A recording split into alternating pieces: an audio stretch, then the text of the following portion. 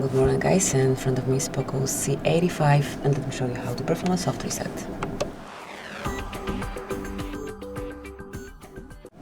So once your device is stuck for some unknown reason and you need to force restart, all you have to do is tap on power button along with volume up button. Just tap and hold.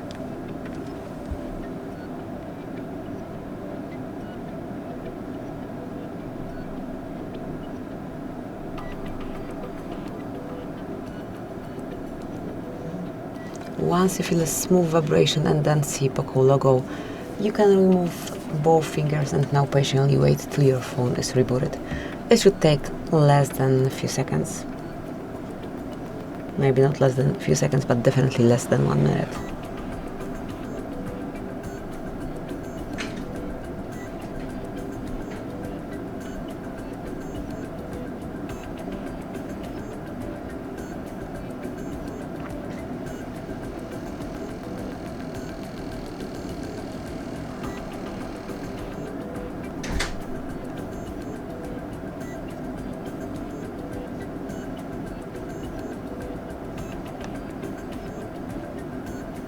Now just unlock your device and use it smoothly.